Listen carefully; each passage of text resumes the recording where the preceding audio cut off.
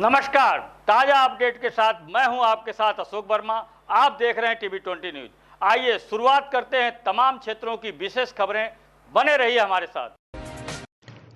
आजमगढ़ के कोतवाली देवगांव क्षेत्र के ऊंचे गांव निवासी उत्तम दुबे पुत्र अशोक दुबे ने दिए गए उधार रुपए को मांगे जाने पर जान से मारने की धमकी दिए जाने के मामले को लेकर बुधवार डीएम को और डीआईजी एसपी को प्रार्थना पत्र देकर मुकदमा दर्ज करने की गुहार लगाई है। उत्तम दुबे ने बताया कि 16 जुलाई 2020 को हमारे पड़ोसी द्वारा एक व्यक्ति ने मुझसे 2,70,000 रुपये उधार लिया था।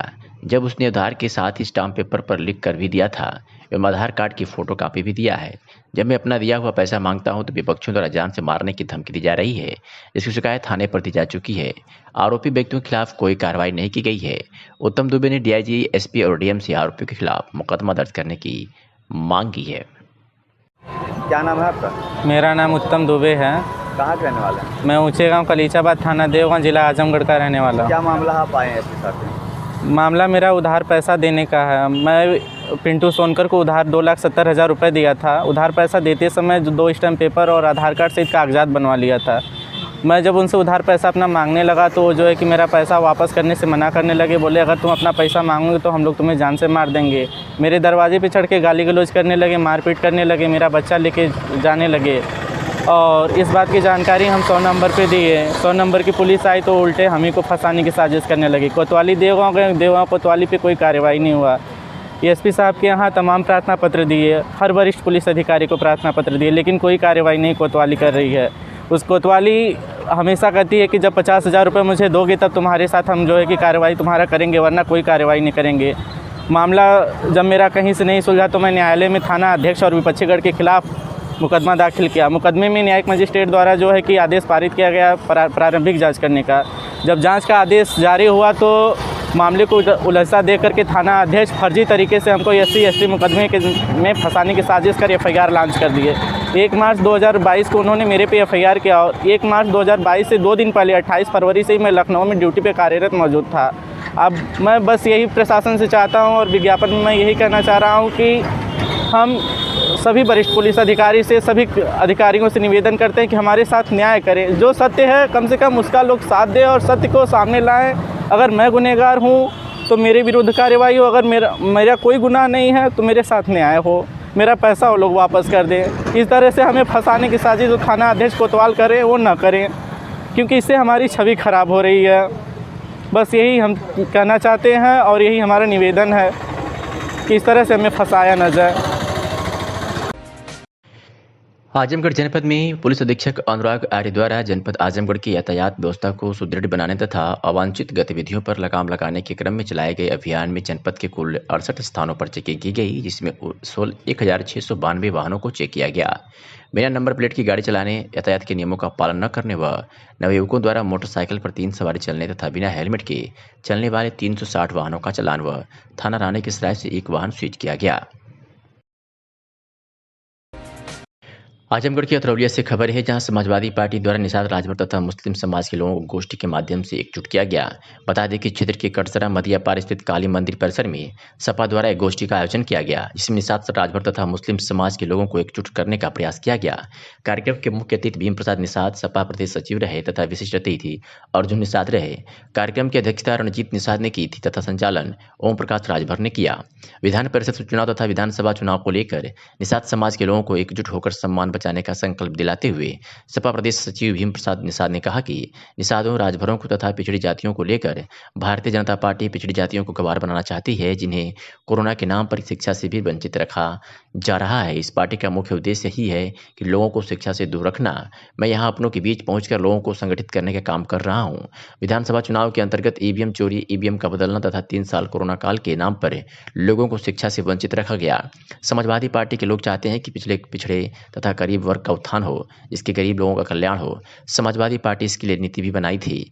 आगे समाजवादी पार्टी की सरकार बनी तो पिछड़ों और गरीबों को उनका हक दिलाएंगे। वही प्रत्येक गरीबों को 5,000 प्रतिमाह देने का भी लक्ष्य होगा। लोगों को शिक्षा में आगे बढ़ाने का काम करेंगे, इनको रोजगार देने का काम करेंगे, जिसके लिए समाजवादी पार्टी ने वचन पत्र भी जारी किया था। निषाद तथा राजभर समाज के लोगों का कल्याण समाजवादी पार्टी की सरकार में ही होना है। इस अवसर पर भाजपा छोड़कर समाजवादी पार्टी की सदस्यता ग्रहण कराते हुए रणजीत निषाद का स्वागत किया गया। भीम प्रसाद निषाद के नेतृत्व में रणजीत निषाद में भाजपा छोड़ सभा की सदस्यता ग्रहण की।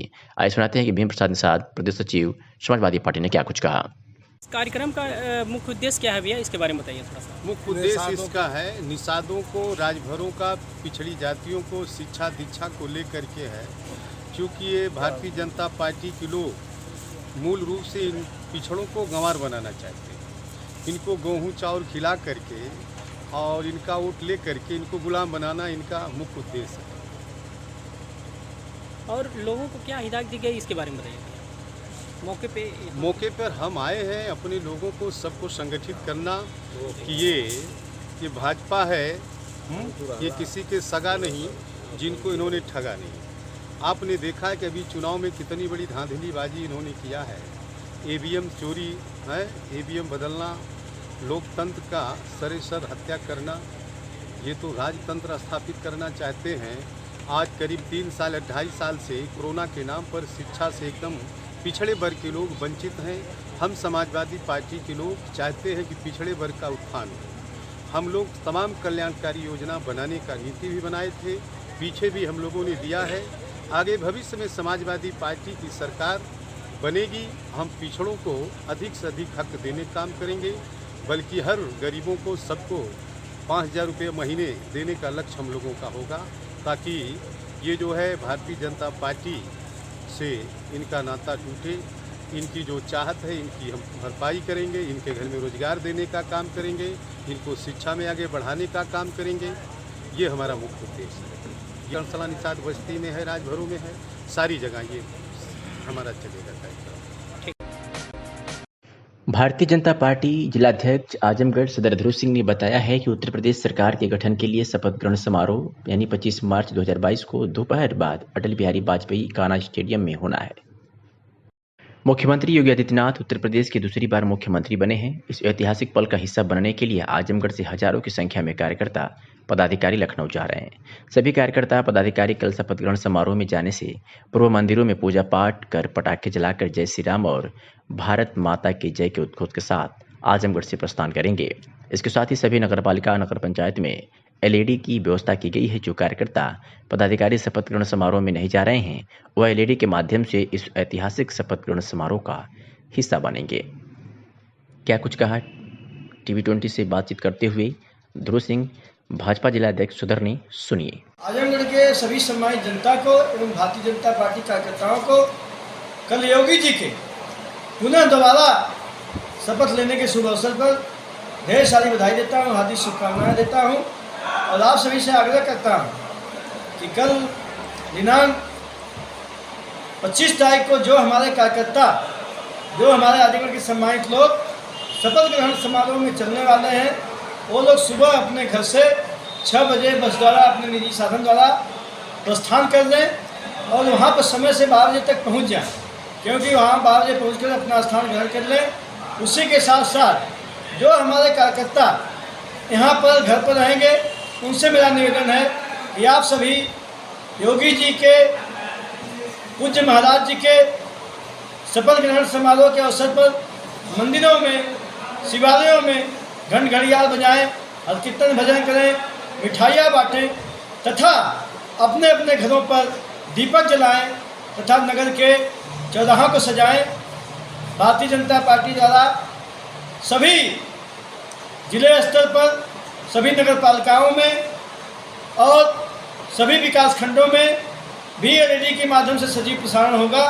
जो कार्यकर्ता हमारे सम्मानित घर पर रहें उन सभी कार्यकर्ताओं से, सभी मंडल अध्यक्षों से, जिला पदाधिकारी बंधुओं से, देवतुल्य कार्यकर्ता बंधुओं से निवेदन है कि एक दूसरे को सूचित करके अधिक से अधिक लोग अपने यहाँ LED मेहता पार्क में लगेगी, वहाँ लोग इकट्ठा होकर के भारी संख्या में शपथ ग्रहण समारोह को देखें। नगर पंचायतों में लगेगी, सभी नगर पालिका में लगेगी, सभी विकास खंड स्तर पर लगेगी। सारे लोग वहाँ एकत्रित होकर के और सजीव प्रसारण को, इस अद्भुत क्षण को, इस ऐतिहासिक क्षण को साक्षात दर्शी बने, उसका आनंद उठाएं, एक दूसरे को मिठाइयाँ बांटें, गुज्जा पटाखा छोड़ें पूरा एकदम जैसे रामचंद्र जी लंका पर विजय करके आए थे और पूरा एकदम दीपावली मनी थी, उसी प्रकार से कल घर घर में, गांव गांव में, नगर नगर में आप सब दीपावली का उत्सव मनाएं। योगी जी के, महाराज जी के पूज्य शपथ के अवसर पर कल दोबारा शपथ ले रहे हैं। बहुत ही ऐतिहासिक क्षण कल का है। हमारे प्रधानमंत्री जी भी मौजूद रहेंगे, तमाम हमारे प्रदेशों के मुख्यमंत्री मौजूद रहेंगे, तमाम हमारे संभ्रांत भारत के नागरिकगण और अन्य बड़े साधु संत महात्मा भी वहाँ उपस्थित रहेंगे। एक अद्भुत क्षण कल है। इस अद्भुत क्षण उत्तर प्रदेश माध्यमिक शिक्षा परिषद द्वारा संचालित हाई स्कूल व इंटरमीडिएट की परीक्षाएं कड़ी सुरक्षा व सर्विलांस के बीच 24 मार्च से शुरू हो गई है। हाई स्कूल का प्रारंभिक हिंदी का पेपर प्रथम पाली सुबह 8 बजे से 11:15 तक व इंटरमीडिएट का सैन्य विज्ञान प्रथम पाली सुबह 8 बजे से 11:15 तक निर्धारित था। पहले दिन अपेक्षाकृत आसान पेपर था, लेकिन डीएम अमृत त्रिपाठी व एसपी अनुराग आर्य समेत अधिकारी व सजल दस्ते पूरी तरह से मुस्तैद नजर आए। डीएम एसपी ने 5 केंद्रों पर औचक निरीक्षण किया। डीएम ने जानकारी दी कि एक सेंटर पर 2 मोबाइल संग 2 लोगों को पकड़ा गया है। वहीं उन्होंने कहा कि नकल की कहीं से कोई गुंजाइश न रहे, इसके लिए सभी सेंटरों पर कैमरे को सुचारू कर दिया गया है। परीक्षा को नकल विहीन और सुचितापूर्ण ढंग से संपन्न कराने के लिए जिला प्रशासन और शिक्षा विभाग ने सभी तैयारियां पूरी की है। बता दें कि आजमगढ़ जिले में 279 परीक्षा केंद्र बनाए गए हैं। हाई स्कूल के 96,925 परीक्षार्थी और इंटरमीडिएट के 82,210 छात्र छात्राएं परीक्षा में पंजीकृत हैं। परीक्षा केंद्रों में सीसीटीवी कैमरे की निगरानी में परीक्षा कराई जा रही है। केंद्र में लगे सीसीटीवी कैमरे स्टेट कंट्रोल रूम और डिस्ट्रिक्ट कंट्रोल रूम से अटैच हैं, जिससे गड़बड़ी न की जा सके। जिले में कुल 22 जोनल मजिस्ट्रेट और 38 सेक्टर मजिस्ट्रेट और 5 सचल दल बनाए गए हैं। पहले हम छात्राओं की बात सुनाते हैं। आज हमारा नाम ऐमन है। आज पेपर था, किस चीज़ का परीक्षा था? हिंदी की। कैसा परीक्षा रहा? बहुत अच्छा था, पेपर बहुत अच्छा आया था। कोई दिक्कत परेशानी नहीं। क्या नाम है? सपना अग्रवाल। अच्छा, किस चीज़ का पेपर था? आज हिंदी का पेपर था सर। कैसा पेपर रहा? पेपर बहुत अच्छा था सर। कोई दिक्कत परेशानी? नहीं, कोई परेशानी नहीं थी। पेपर ठीक रहा? जी हाँ, पेपर बहुत अच्छा था। वहीं परीक्षा सकुशल संपन्न हो, इसके लिए जिलाधिकारी अमृत त्रिपाठी व पुलिस अधीक्षक अनुराग आर्य अपनी टीम के साथ कई विद्यालयों का भ्रमण किए। साथ ही परीक्षा में लगे मजिस्ट्रेट भी परीक्षा का हाल जानने के लिए केंद्रों का निरीक्षण करने पहुंचे। जिलाधिकारी अनुराग आर्य ने बताया कि परीक्षा को सकुशल कराने के लिए 22 जोनल 44 सेक्टर और 279 स्टैटिक मजिस्ट्रेट बनाए गए हैं। सभी केंद्रों पर 100% कैमरे चल रहे हैं। पूरी निगरानी के बीच परीक्षा हो रहा है। एक विद्यालय में 2 छात्रों के पास मोबाइल पाया गया है, जिनके खिलाफ एफआईआर दर्ज करने के निर्देश दिए गए हैं। क्या कुछ कहा जिलाधिकारी ने, सुनिए। देखिए, अभी बहुत सुचारू ढंग से हमारे जनपद में पूरी परीक्षा स्टार्ट हो गई और सभी जगहों पर उनके सेक्टर मजिस्ट्रेट और स्टैटिक मजिस्ट्रेट सुबह 7:15 बजे पहुंच गए, तो सबकी लोकेशन ले ली गई है। सभी सेंटर्स में सभी कैमरे क्रियाशील करा दिए गए हैं और कंट्रोल रूम के माध्यम से भी कैमरे सब जुड़े हुए हैं। कुछ केंद्रों में इंटरनेट की बैंडविड्थ की कमी के कारण अभी उनका रिले नहीं हो पा रहा, लेकिन स्टैटिक मजिस्ट्रेट से सूचना के बाद 100% कैमरे सक्रिय कर दिए गए हैं। मेरे और कप्तान साहब द्वारा अभी 5 स्कूलों का अभी तक निरीक्षण भी कर लिया गया, जिसमें एक स्कूल में जो हम लोगों ने मोबाइल प्रतिबंधित किए हैं, तो 2 लोगों के पास जिनको अनुमन्यता नहीं थी वो मोबाइल के साथ अंदर मिले, तो बहुत कड़ी कार्रवाई के तहत उन पर एक्शन लिए जा रहे हैं, उन पर एफआईआर करने के निर्देश हो गए। किसी भी व्यक्ति को किसी भी रूल को तोड़ने की कोई वो नहीं दी जाएगी, इजाज़त नहीं दी जाएगी और बहुत ही अच्छे तरीके से परीक्षाएं चल रही हैं, सभी चीज़ व्यवस्थित है। सर, जिले के फूलपुर इलाके में काफ़ी संवेदनशील केंद्र हैं और वहाँ भी पॉलिटिकल दखलंदाजी भी है, कैसे मॉनिटरिंग करेंगे सर? किसी प्रकार की कोई दखलंदाजी ना है और हमारे सारे static magistrate, zonal magistrate, sector magistrate और यहाँ तक कि सीसीटीवी कैमरे उन स्कूलों में जिन पे आपने बताया है, वहाँ एक कंप्यूटर एक स्कूल पे डेडिकेटेड है और जहाँ ही उनको सीसीटीवी कैमरे में दिक्कत आ रही है या कुछ हो रहा है तो पुलिस के अधिकारी निरंतर तत्परता से उसको चेक कर रहे हैं। कहीं किसी भी प्रकार से इसको बर्दाश्त नहीं किया जा रहा है और पूरी शुचिता से परीक्षा कराई गई। बच्चे भी हैं जिनको गोद लिया गया है, क्या मैसेज देना चाहिए? देखिए, आज ये माननीय राज्यपाल महोदया जी के मार्गदर्शन में, मुख्य सचिव जी के डायरेक्शंस में ये एक बहुत व्यापक प्रदेश स्तर पर भी कार्यक्रम किया जा रहा है, जिसमें जितने भी हमारे क्षय रोगी हैं उनको हमारे जो भी स्वास्थ्य सुविधाएं मिलती हैं उनका और सुदृढ़ कराने के लिए जनमानस को भी उनको गोद लेने के लिए हम लोगों ने प्रेरित किया और बहुत ही सौभाग्य का विषय है कि हमारे जनपद आजमगढ़ में लगभग जैसा अभी तक जो आंकड़े मेरे पास हैं कि टोटल 1500 पेशेंट्स के सापेक्ष हमारे 1100 पेशेंट्स को गोद ले लिया है, 500 लगभग यहाँ के लोगों ने, और जिसमें शुरुआत के तौर पे 5 लोगों को तो मैंने स्वयं गोद लिया है। और हमारे वहाँ चिल्ड्रंस कॉलेज का एक पूरा ग्रुप है जिसमें बजरंग त्रिपाठी जी यहाँ पे उपस्थित भी हैं, तो उन्होंने भी 7 लोगों को तो आज हमारे समक्ष ही गोद लिया है और साथ में उनके जितने प्रिंसिपल्स हैं उनको भी वो प्रेरित कर रहे हैं। और लगभग हमारे ईट भट्टा एसोसिएशंस वालों ने और मेडिकल जो सारे हॉस्पिटल्स हैं, तो ये सब इन क्षय रोगियों को गोद ले रहे हैं। और गोद लेने के बाद हम लोग इनकी पूरी की पूरी क्या इनको दवाइयाँ हैं, क्या फॉलोअप है, क्या इनको पोषण दिया जाना है, जिससे कि ये बहुत जल्दी इस रोग से रिकवर करें।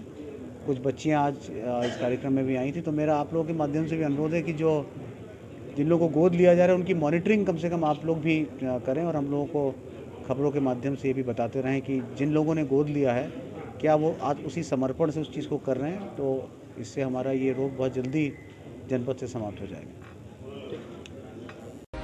उत्तर प्रदेश माध्यमिक शिक्षा बोर्ड द्वारा 10वीं व 12वीं की परीक्षाओं के संबंध में जारी किए गए तिथियों के क्रम में जनपद में आज बोर्ड की परीक्षाएं प्रारंभ हो गई है। सभी परीक्षा केंद्रों पर स्थानीय पुलिस बल व होमगार्डों की पर्याप्त संख्या में ड्यूटी लगाई गई है। डॉक्टर अनिल कुमार पुलिस अधीक्षक भदोही द्वारा बोर्ड की परीक्षाओं को शांतिपूर्वक सकुशल संपन्न कराए जाने के दृष्टिगत समस्त थाना प्रभारियों को निर्देश के क्रम में संबंधित क्षेत्र अधिकारीगण व थाना प्रभारियों द्वारा अपने अपने थाना क्षेत्रों में लगातार भ्रमण से रहते हुए परीक्षा केंद्रों का जायजा लिया जा रहा है तथा केंद्रों पर ड्यूटीरत पुलिस बल को आवश्यक दिशा निर्देश दिए जा रहे हैं। अतरौलिया पुलिस को बड़ी कामयाबी हाथ लगी है। 1 कुंतल से अधिक प्रतिबंधित मांस को स्कॉर्पियो से बरामद किया है। पुलिस की गाड़ी देख बाकी आरोपी फरार हो गए। बता दें कि गुरुवार की सुबह लगभग 11 बजे अतरौलिया प्रभारी निरीक्षक रमेश कुमार ने मुखबिर की सूचना पर अतरौलिया जामा मस्जिद के समीप एक स्कॉर्पियो पकड़ी, जिसमें 1 कुंतल से अधिक मांस लदा हुआ था। पुलिस की गाड़ी देखकर 2 से 3 आरोपी फरार हो गए। पुलिस द्वारा मांस सहित स्कॉर्पियो गाड़ी थाने लाकर उचित कार्रवाई में जुट गई। मुखबिर द्वारा सूचना मिली कि सफेद रंग की स्कॉर्पियो में 1 कुंतल से अधिक प्रतिबंधित मांस बिक्री हेतु अतरौलिया लाया गया। अतरौलिया गया है। सूचना मिलते ही प्रभारी निरीक्षक रमेश कुमार ने अपनी पुलिस का जाल बिछाकर बताए गए स्थान पर घेराबंदी करके निगरानी में जुट गए। तब तक लगभग 11:15 बजे एक सफेद रंग की स्कॉर्पियो अतरौलिया थाने से महज 150 मीटर की दूरी पर मुस्लिम बस्ती के मस्जिद के समीप आकर रुकी। जैसे ही पुलिस के लोग गाड़ी की तरफ बढ़े कि उसमें बैठे आरोपी पुलिस की गाड़ी देखकर गाड़ी वही छोड़ के फरार हो गए। पुलिस ने जब गाड़ी की तलाशी ली तो उसमें 1 कुंतल से अधिक प्रतिबंधित मांस मिला। पुलिस स्कॉर्पियो गाड़ी को अपने कब्जे में लेकर थाने आई, जहां फॉरेंसिक ने बुलाकर मांस की जांच के लिए भेज दिया तथा आवश्यक कार्रवाई में जुट गई। भारतीय जनता पार्टी के नेता रमाकांत मिश्र ने कहा कि पुलिस की आंखों में धूल झोंककर काफ़ी दिनों से धंधा अतरौलिया में चलता रहा है। इसके लिए कई बार प्रयास भी किया गया, मगर अंततः पुलिस ने इसका पर्दाफाश कर लिया। खबरें लिखी जाने तक किसी की गिरफ्तारी नहीं हुई थी। स्थानीय निकाय प्राधिकरण के मौजूदा चुनाव में आजमगढ़ मऊ की सीट ने क्षेत्र के राजनीतिक गणितज्ञ के माथे पर बल ला दिया है। विगत विधानसभा चुनाव में आजमगढ़ की सभी सीटों पर सपा के कब्जे ने भाजपा के स्थानीय नेताओं और पदाधिकारियों सहित शीर्ष नेतृत्व को भी हताश कर दिया है, जिसके चलते भाजपा जातीय समीकरण को साधने के लिए सपा से विधायक और आजमगढ़ के बाहुबली माने जाने वाले रमाकांत यादव के बेटे को एमएलसी का टिकट देकर जिले की एक सीट को हथियाने में जुटी हुई है। जबकि भाजपा से टिकट न मिलने से नाराज भाजपा संगठन सहित आजमगढ़ मऊ में अपना कद रखने वाले और वर्तमान में एमएलसी यशवंत सिंह के बेटे विक्रांत सिंह भी मैदान में अपनी ताकत दिखाने में पीछे रहते नहीं दिख रहे हैं। तो अखिलेश यादव के करीबी और वर्तमान में एमएलसी राकेश यादव आजमगढ़ मऊ के सभी सपा विधायकों सहित स्थानीय निकाय के सदस्यों के साथ बैठक कर भाजपा की गणित फेल कर जिले की बची एक सीट पर भी नो एंट्री का बोर्ड लगाना चाहते हैं। अब देखना यह दिलचस्प होगा कि क्या भाजपा अपने जातीय समीकरण को साधने में सफल हो पाती है या फिर विक्रांत सिंह के धोबिया पाठ से चित होती है, तो वही सपा क्या अपना गढ़ बचाने में सफल होती है या नहीं। स्थानीय निकाय प्राधिकरण के मौजूदा चुनाव में आजमगढ़ मऊ की सीट ने क्षेत्र के राजनीतिक गणितज्ञ के माथे पर बल ला दिया है।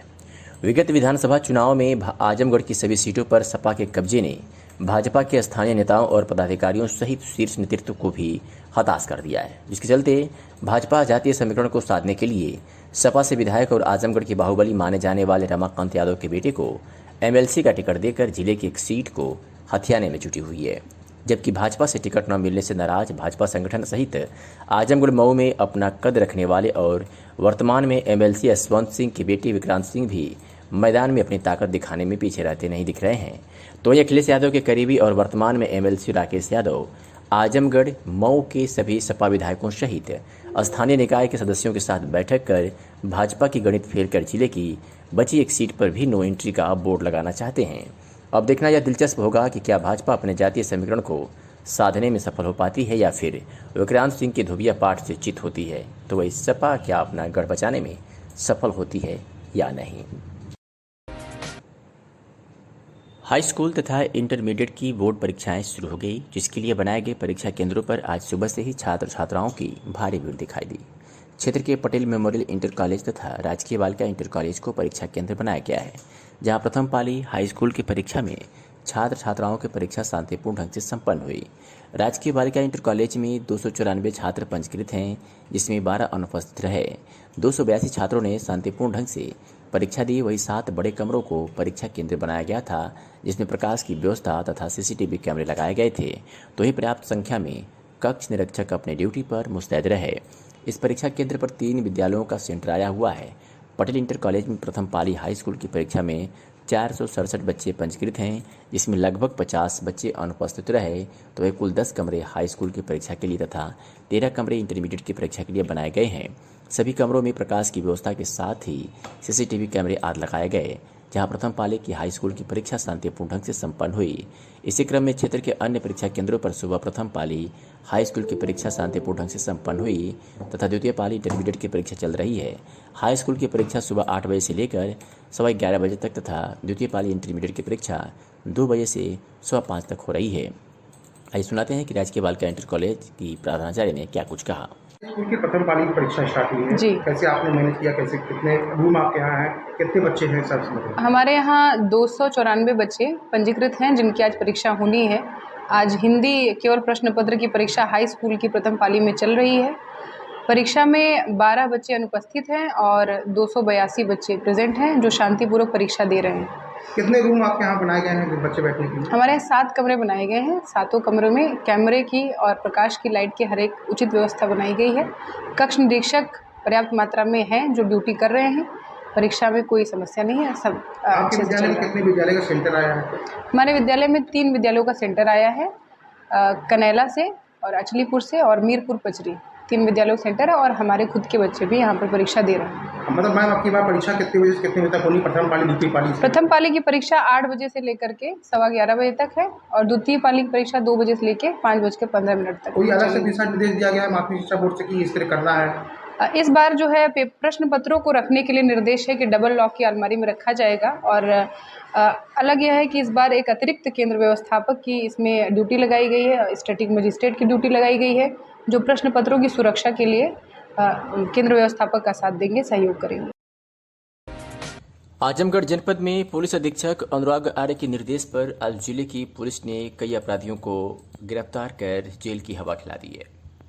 सरायमेर पुलिस ने आत्महत्या को उत्प्रेरित करने वाले जहां 2 अभियुक्तों को गिरफ्तार करने में सफलता हासिल की, उसमें एक अभियुक्ता भी शामिल है। तो वहीं जहानागंज पुलिस ने मतगणना के दिन कार्य सरकार में बाधा डालने वाले 3 अभियुक्तों को गिरफ्तार किया है। अदरौलिया पुलिस ने 90 किलोग्राम प्रतिबंधित गोमांसु के साथ एक अवैध स्कॉर्पियो बरामद किया है। हालांकि पुलिस आरोपियों को पकड़ने में नाकामयाब रही, लेकिन धरपकड़ जारी है। जहानागंज पुलिस ने पुलिस अभिरक्षा रिमांड प्राप्त कर अभियुक्त की निशानदेही पर लूटे गए आभूषण, नकदी तथा एक अवैध असला बरामद किया है। इस तरह की हुई कार्रवाई से जहां अपराध खेमे में हड़कंप मचा हुआ है, तो जनपद के लोगों ने राहत की सांस ली है। उत्तर प्रदेश माध्यमिक शिक्षा परिषद की परीक्षा आज से शुरू हो गई है, जिसकी तैयारी विगत कई दिनों से चल रही थी। बता दें कि सरकार की मंशा के अनुरूप नकल विहीन परीक्षा कराना अधिकारियों के लिए एक चुनौती भरा काम था, जिसको लेकर विद्यालय प्रशासन के साथ अधिकारियों की कई बार बैठक भी हुई। इसमें नकल विहीन परीक्षा की रूपरेखा तैयार किया गया। परीक्षा केंद्रों पर पुलिस बल के साथ साथ सीसीटीवी कैमरे की निगरानी एवं 2 कक्षीय निरीक्षकों की देखरेख में अंततः परीक्षा पूरी शक्ति के साथ शुरू हो गई। परीक्षा केंद्रों पर चाक चौबंद व्यवस्था के कारण नकल की संभावना असंभव सा हो गया। इसका परिणाम यह हुआ कि परीक्षा की पहली पाली में ही लगभग 10 से 20% परीक्षार्थी अनुपस्थित रहे। अब देखना यह है कि सरकार के मंशा के अनुरूप परीक्षा में कितने प्रतिशत परीक्षार्थी भाग लेते हैं और कितने मैदान छोड़ते हैं।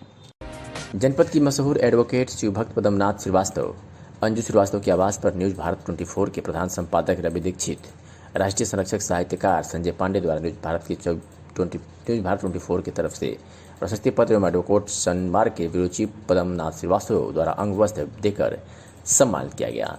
इसी क्रम में साहित्यकार संजय कुमार पांडे को वरिष्ठ पत्रकार श्रीनाथ सहाय द्वारा सम्मान पत्र एवं एडवोकेट पद्मनाथ श्रीवास्तव द्वारा अंगवस्त्र गायक कलाकार अजय रंजन द्वारा माला पहनाकर स्वागत किया गया। अपने सम्मान से विभूत श्रीनाथ सहाय द्वारा एडवोकेट पद्मनाथ श्रीवास्तव की घोर प्रशंसा की और कहा कि आपके द्वारा जो यह कार्यक्रम कराया गया है वह बहुत ही सराहनीय है। समाज सेविका अंजू श्रीवास्तव ने आए हुए अतिथियों का स्वागत और सम्मान किया, अभिवादन किया। वही आए हुए सभी पद पर साहित्यकार कलाकारों को माला भेंट करते हुए सभी के प्रति आभार प्रकट किया गया। इस अवसर पर माता सावित्री देवी श्रीवास्तव ने भी एक दूसरे को अबीर लाकर अपना आशीर्वाद दिया।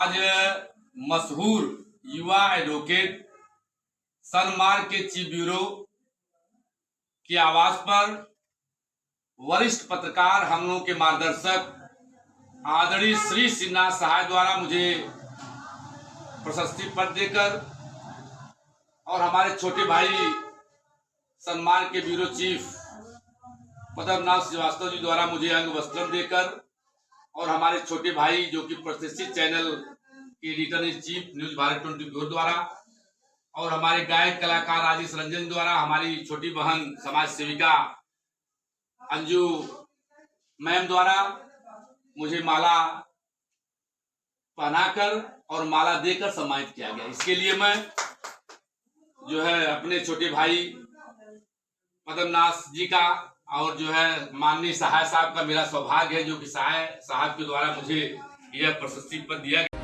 जिलाधिकारी अमृत त्रिपाठी ने आज तहसील क्षेत्र सकड़ी के अंतर्गत बाढ़ प्रभावित क्षेत्रों पर बहुला गढ़लबांध का आकस्मिक निरीक्षण किया। जिलाधिकारी ने शासकीय अभियंता बाढ़ खंड को निर्देश दिया कि पूर्व में स्वीकृत की गई धनराशि के सापेक्ष कराए गए कार्यों पर व्यय की गई धनराशि का विस्तृत विवरण 3 दिन के अंदर उपलब्ध कराएं।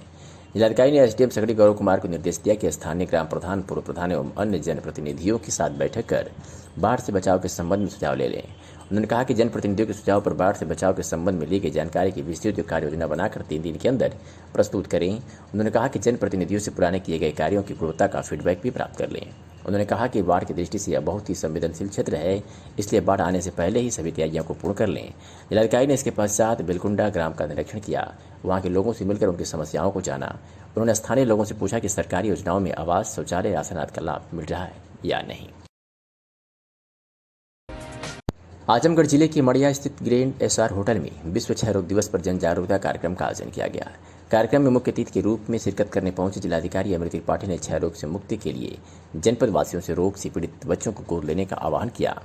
इसी कड़ी में जिले के प्रतिष्ठित चिल्ड्रेन कॉलेज के प्रबंधक बजरंग त्रिपाठी व कॉलेज की टीम ने जिले में क्षय रोग से पीड़ित कई बच्चों को गोद लिया। इस दौरान क्षय रोग अधिकारी ने आए हुए सभी लोगों को इस रोग से लड़ने के लिए जागरूक करते हुए बताया कि क्षय रोग से पीड़ित बच्चों को सरकार की तरफ से कई योजनाएं चलाकर उनके बीच पौष्टिक आहार के साथ दवाइयों का वितरण किया जाता है। साथ ही कार्यक्रम में आए बच्चों के बीच जिलाधिकारी अमृत त्रिपाठी गिफ्ट वितरित किए। कार्यक्रम में जिलाधिकारी अमृत त्रिपाठी और शिक्षाविद बजरंग त्रिपाठी ने मीडिया से बातचीत में क्या कुछ कहा, सुनिए। 7 बच्चों को आपने गोद लिया है। आज पूरा विश्व ये क्षय रोग दिवस मना रहा है। उसी क्रम में हमारे ज़िले में हमारे लोकप्रिय जिलाधिकारी महोदय, एडीएम साहब, सीएमओ साहब के सौजन्य से ये कार्यक्रम रखा गया है। लोगों को उन्होंने प्रेरित किया तो जनपद के बहुत से लोग इन रोगियों को गोद ले रहे हैं। कार्य शुरू हुआ है। ये हमारे जिलाधिकारी महोदय की ये लोकप्रियता है। उन्होंने सबके अंदर ये एक उत्साह भरा है और मैं समझता हूँ कि ये बहुत बड़ा धर्म का काम है। मानव धर्म से बढ़कर के कोई धर्म नहीं है और इन क्षय रोगियों को सब लोग गोद लेकर के उनके स्वास्थ्य को ठीक करेंगे, उन्हें दवा देंगे, भोजन देंगे, उचित आहार देंगे तो बहुत बड़ा कल्याण का काम होगा। शिक्षा को लेकर क्या होगा सर? इसमें शिक्षा नहीं, पहले स्वास्थ्य बहुत ज़रूरी है, इसलिए पहले स्वास्थ्य इनका ठीक किया जाए। आपने अभी सामने देखा छोटी छोटी बच्चियां हैं, इनको अभी से ही क्षय रोग हो गया है, तो पहले इनके स्वास्थ्य पर ध्यान देना है। इसके लिए हमारे जिलाधिकारी जी भूल के प्रशंसा के पात्र हैं और ये अपनी टीम के साथ इस कार्य को आगे बढ़ा रहे हैं। हम उन्हें बहुत धन्यवाद भी देते हैं और अपने जनता को जो इस जनपद में लोग हैं उत्साहित हैं उन सबको हम अपना धन्यवाद देते हैं और प्रार्थना करते हैं कि वो इसके कार्यक्रम में आगे आए। कुछ बच्चे भी हैं जिनको गोद लिया गया है, क्या मैसेज देना चाहिए? देखिए, आज ये माननीय राज्यपाल महोदया जी के मार्गदर्शन में, मुख्य सचिव जी के डायरेक्शंस में ये एक बहुत व्यापक प्रदेश स्तर पे भी कार्यक्रम किया जा रहा है, जिसमें जितने भी हमारे क्षय रोगी हैं उनको हमारे जो भी स्वास्थ्य सुविधाएं मिलती हैं उनका और सुदृढ़ कराने के लिए जनमानस को भी उनको गोद लेने के लिए हम लोगों ने प्रेरित किया। और बहुत ही सौभाग्य का विषय है कि हमारे जनपद आजमगढ़ में लगभग, जैसा अभी तक जो आंकड़े मेरे पास हैं, कि टोटल 1500 पेशेंट्स के सापेक्ष हमारे 1100 पेशेंट्स को गोद ले लिया है 500 लगभग यहाँ के लोगों ने। और जिसमें शुरुआत के तौर पे 5 लोगों को तो मैंने स्वयं गोद लिया है। और हमारे वहाँ चिल्ड्रंस कॉलेज का एक पूरा ग्रुप है जिसमें बजरंग त्रिपाठी जी यहाँ पे उपस्थित भी हैं, तो उन्होंने भी 7 लोगों को तो आज हमारे समक्ष ही गोद लिया है। और साथ में उनके जितने प्रिंसिपल्स हैं उनको भी वो प्रेरित कर रहे हैं। और लगभग हमारे ईट भट्टा एसोसिएशन वालों ने और मेडिकल जो सारे हॉस्पिटल्स हैं, तो ये सब इन क्षय रोगियों को गोद ले रहे हैं। और गोद लेने के बाद हम लोग इनकी पूरी की पूरी क्या इनको दवाइयाँ हैं, क्या फॉलोअप है, क्या इनको पोषण दिया जाना है, जिससे कि ये बहुत जल्दी इस रोग से रिकवर करें। कुछ बच्चियाँ आज इस कार्यक्रम में भी आई थी। तो मेरा आप लोगों के माध्यम से भी अनुरोध है कि जिन लोगों को गोद लिया जा रहा है उनकी मॉनिटरिंग कम से कम आप लोग भी करें। और हम लोगों को खबरों के माध्यम से ये भी बताते रहें कि जिन लोगों ने गोद लिया है क्या वो आज उसी समर्पण से उस चीज़ को कर रहे हैं, तो इससे हमारा ये रोग बहुत जल्दी जनपद से समाप्त हो जाएगा।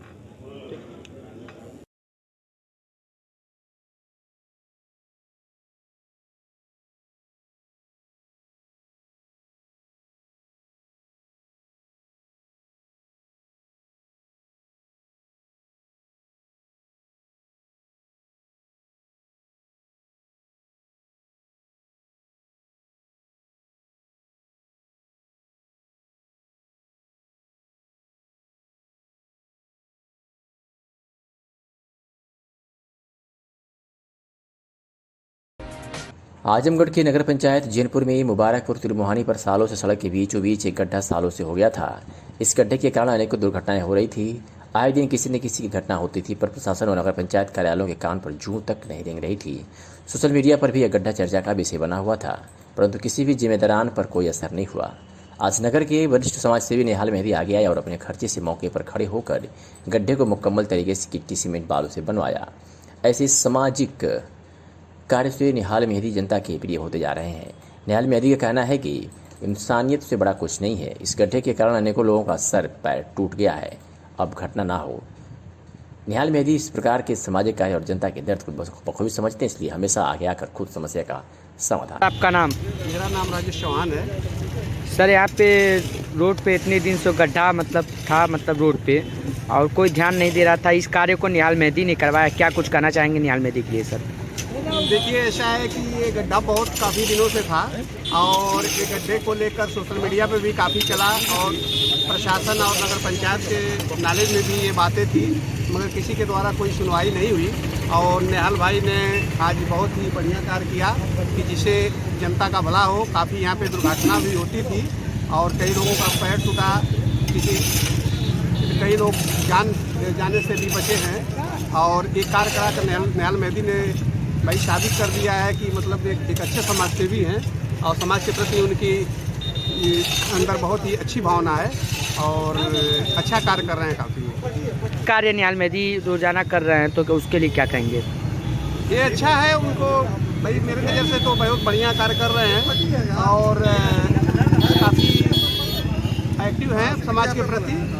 और समाज में आज नगर पंचायत में उनकी काफ़ी चर्चाएं हैं, इस चीज़ को लेकर काफ़ी सामाजिक कार्य कर रहे हैं और जनता भी काफ़ी देख रही है उनके प्रति। काफ़ी जनता का भी मूड आने वाले नगर पंचायत चुनाव को लेकर उनके बारे में विचार विमर्श हो रहा है। काफ़ी जगह चर्चाएं ऐसी चल रही हैं। सर, आपका नाम? निहाल मेहदी जैनपुर। सर, आपके द्वारा ये सड़क पे सर किस तरह का कार्य करवाया जा रहा है सर? देखिए, ये ऐसा है कि ये मुबारकपुर तिरमोहानी पे आज सालों से गड्ढा हो गया था और वो गड्ढा बहुत ज़्यादा बड़ा हो गया था, जिसके कारण, और ये चूँकि ये आजमगढ़ और दोहरी घाट मुख्य मार्ग है और इस मुख्य मार्ग पर बीचों बीच सड़क पे आज बहुत बड़ा गड्ढा हो गया था आज कई सालों से। लेकिन इस पर कोई किसी का ध्यान आकर्षित नहीं हो रहा था, ना ही प्रशासन का, ना ही शासन की तरफ से और ना ही किसी जनप्रतिनिधि की तरफ से। और इस गड्ढे के कारण अनेकों दुर्घटनाएं यहाँ पर हुई हैं। किसी के पैर टूटे हैं, किसी के हाथ टूटे हैं और जान तक गई है, मृत्यु तक हुई है इस गड्ढे में गिरकर। तो आज हमने देखा कि ये जब बहुत ज़्यादा हो गया तो आज मैंने अपनी तरफ से मैंने यहाँ पे आकर लेबर और मिस्त्री लगा के मैं इस गड्ढे को भरने का काम कर रहा हूँ। ये कितने सालों से? कई सालों से, ये मेरे ख्याल से 2 साल से तो मैं देख रहा हूँ इसे। अब इससे पहले किसी छोटा गड्ढा रहा होगा, लेकिन अब वो बहुत ज़्यादा बड़ा हो गया था। गाड़ियाँ गिर रही हैं, लोगों के हाथ पैर टूट रहे थे, लेकिन किसी का ध्यान आकर्षित नहीं हो रहा था इस तरफ। तो आज मैंने जो है इसको करवाने का काम मैंने किया। ठीक है। आजमगढ़ के विकास प्राधिकरण के अवर अभियंता आजकल फार्म में हैं। अपने लाव लश्कर के साथ क्षेत्र में बन रही मकानों पर उनकी खासी नज़र है। इनका मानना है कि अगर कोई भी व्यक्ति बिना मानचित्र पास कराए अगर मकान बना रहा है तो उसको सीज करना है, ताकि आगे से कोई भविष्य में इस तरह की गलती ना करे। आज इसी दरमियान सिदारी थाना क्षेत्र में बिना मानचित्र पास कराए बनवा रहे एक मकान को विकास प्राधिकरण ने सीज कर दिया है और उसकी कार्रवाई थाना सिदारी पुलिस को सौंप दी है। विस्तार से आपको बता दें, निर्माण स्थल सिधारी श्री कृष्ण न्यूरो हॉस्पिटल के पीछे आजमगढ़ में मार्कंडे तिवारी द्वारा आजमगढ़ विकास प्राधिकरण से बिना मानचित्र स्वीकृत कराए भू उपयोग में लगभग 40 गुणे 50 फीट यानी 40 बाई 50 फीट माप में भूतल पर 12 कालमों का अनधिकृत निर्माण किया जा रहा था। उक्त अनधिकृत निर्माण को आज सील कर विकास प्राधिकरण ने थाना सिधारी आजमगढ़ की अभिरक्षा में दे दिया है। सीलबंदी की इस कार्रवाई में अधोस्तरीय सहित आजमगढ़ विकास प्राधिकरण के अवर अभियंता, सहायक अभियंता एवं अन्य कार्यालय स्टाफ सहित थाना सिधारी आजमगढ़ की पुलिस भी उपस्थित थी। आजमगढ़ विकास प्राधिकरण द्वारा अनधिकृत निर्माण के विरुद्ध ये कार्रवाई आगे भी जारी रहेगी।